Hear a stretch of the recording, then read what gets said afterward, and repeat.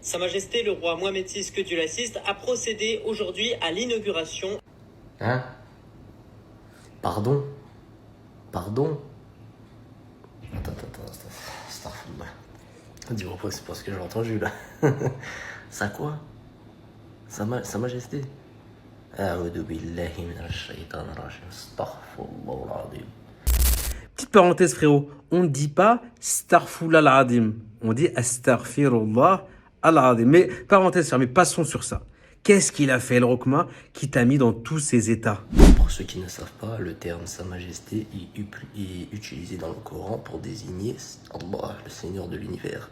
Donc le terme Sa Majesté est relié qu'à Allah. Pourquoi tu le donnes à un être humain?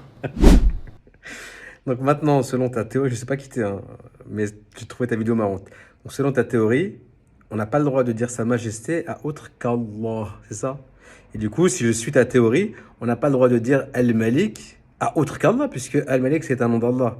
C'est ça, hein, et d'ailleurs, si on va même plus loin, on n'a pas le droit de dire Sidi ou même Sayyiduna Muhammad sallallahu alayhi wa sallam, puisque le maître de toute chose, le maître de l'univers, c'est Allah. Donc on n'a pas le droit de dire Sidi au prophète.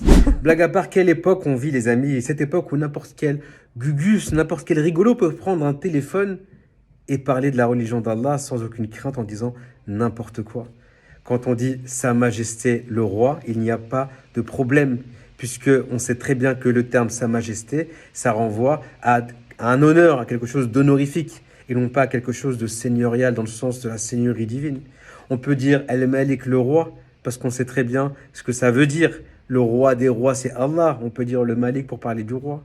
On peut dire Sayyiduna Muhammad, notre maître Muhammad, puisque effectivement, le prophète alayhi salatu wassalam, c'est le maître des enfants d'Adam. Mais le pire, c'est pas ça.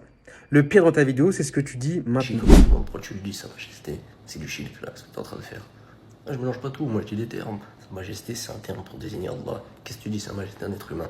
Et voilà, on atteint le point Goldwyn. Le point Goldwyn, c'est le moment où on va sortir le mot shirk. Parce que vous savez, aujourd'hui, pour un oui ou pour un non, des musulmans comme ce jeune homme vont sortir le mot shirk. J'ai fait une vidéo sur le Mawlid Nabawi Sharif, dans laquelle je montrais le roi Mohammed Sadis qui animait, qui dirigeait une assise de dhikr pour le Mawlid. Et des gens dans mes commentaires sont venus dire c'est du shirk.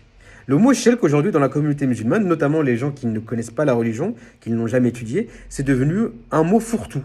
Dès qu'on voit quelque chose qu'on ne comprend pas, qu'on n'aime pas, qu'on n'accepte pas, on dit c'est du shirk. Donc là, pour ce jeune homme, dire Sa Majesté le roi, c'est du shirk. Mais tu sais que le shirk, c'est le fait d'associer à Allah, c'est-à-dire de croire qu'une personne, quelqu'un ou quelque chose est associé à Allah dans la seigneurie, dans la création des cieux et de la terre.